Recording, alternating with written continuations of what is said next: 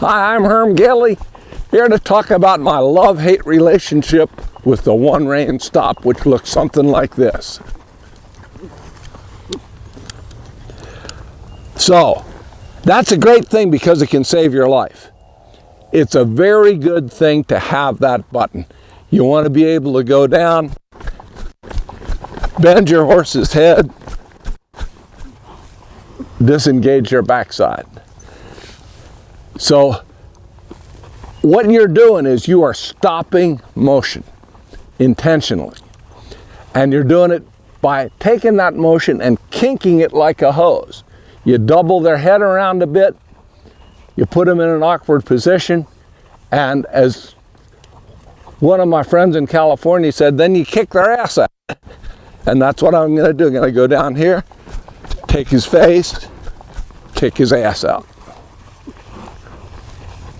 Now, some people will not bother with the disengagement, but I think if you disengage, you really have taken your horse out of gear. You've pushed in the clutch, and your horse is then kind of not in a position to run off, to buck, to rear up. As long as they're moving their back end and preferably crossing their hind legs, they don't get any purchase. They don't get any power.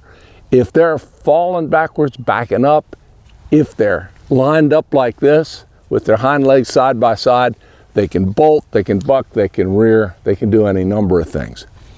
Now, why am I not crazy about that for anything but saving your life? Well, I think it's great to be able to take your horse and move their back end around. That's absolutely a very useful thing to have on your horse. But when you do it as part of bending your horse to a stop and turning them, you're sending a message that really isn't congruent with the rest of your horse's life and the response you want. So if you watch this, you'll see a couple of things when I do a one rein stop just from a walk. I'm going to double him around. So the first thing that stops is his front end. And you're bending him and loading the front end. And you're taking the back end out of gear. All good things to save your life. But do you really want your horse to be in the habit, when you take a hold of their face, of dropping their front end, stopping first with the front feet as they do when you do a one rein stop, and then, I'm doing this in a sequence, then disengaging their back end, when what we do the rest of their life is to ask them to stop and move with their back end engaged, and not to stop on their front end, not to drop down in front. And that's the downside to the one rein stop. Clinton Anderson is a huge proponent of the one rein stop. Now, some people love him, some people hate him. I agree with a lot of what he has to say, but he has made the statement, you got to get the one rein stop bulletproof. You've got to have your horse to where when you take a hold of them, they just give you that one rein stop, and you got to repeat it 10 million times till when you take a hold of them and put them in that position, they know what's coming, and then it'll be there when you need it.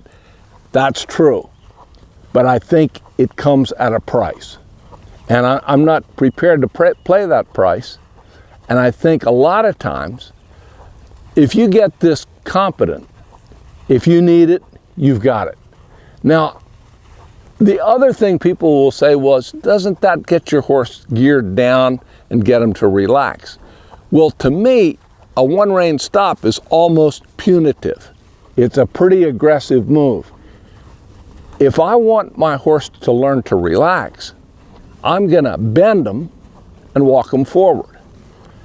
Then I'm going to bend them, walk them forward, and when I relax my seat, I want them to stop gradually and not jam themselves in the ground, and to keep their head soft like that, keep their face bent, and actually come to me instead of going away from me. So that is a real relaxing thing to a horse. It's something I do with every horse. It works really well with a nervous horse. And it won't save your life in a pinch, but if I'm going to trail ride a horse and they're a little edgy and I'm just in the parking lot where we go riding, sometimes it's nice and flat, it's okay to ride in, I'll just walk my horse around and do this. And let them just dribble to a stop and stay soft. And you can do that at all 3 gaits. You want to keep your horse's body lined up. In other words, if you stop and the horse is doing like this the whole way into the stop, and he stops and he's looking that way, then work on the body position. Use a little leg to square him up. And if he's looking that way, when you leave, keep him bent, use this leg, step off to the inside. A lot of times a horse will slant in, drop the shoulder. So you want to use a little inside leg to keep him bent, to keep him round. But if he was wanting to be like this and was falling in, that's when you use that inside leg to drive him out. And this is so simple, but yet not that easy to perfect. But you want to wind up with a horse that when you steer them, when you take a hold of their face, they're thinking relax. And this little maneuver will do wonders. And I'll do it. My wife's mare is 14 years old, but she's got a big motor. And if she's a little wound up, well, we'll do the bend down and relax. Now, once you get it, you don't have to stop. You just go to the first relaxed gait. So he's relaxed in the walk, so I'll walk, then I'll trot him off, bend him around, let him walk, he's relaxed. And it gets to where all you do is that, and they start to relax. Do you see how he came down when I just steered him? When I just steered him, instead of getting stiff, he almost stalled out there. And you don't want your horse to stall out, but you do have legs. And I'd rather be using my legs to inspire my horse to go forward than to be worrying about restraining them.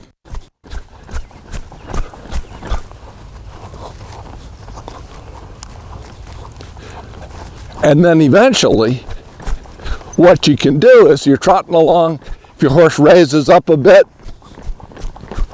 you just bend them around, and they find relaxation right in that gait.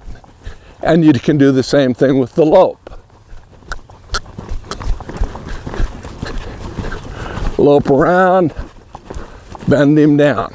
And you'd be surprised how stiff some of these things are that you thought were broke.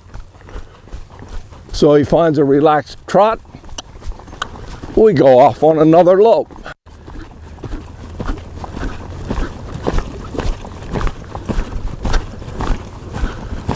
Now he's looking that way, I'm just going to fool him, bend him away from his lead. Nothing wrong with that. You can alternate them, you don't have to always bend into the lead. See, and now he just took a couple seconds to relax. And then I'll go off in a lope again. But you want it to be, when you steer them, they get more relaxed, not less. You see how he's actually wanting to slow down when I steer him, and I'm okay with that.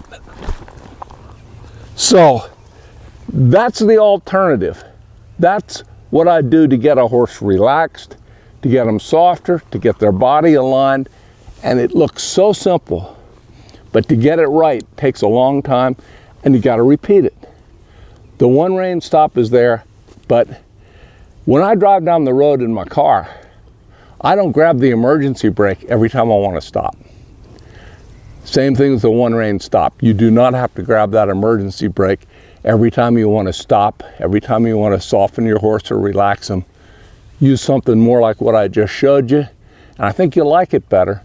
Keep that one rein stop there on the dash to pull, or there by your feet to push as an emergency, but don't overuse it. Give that some thought.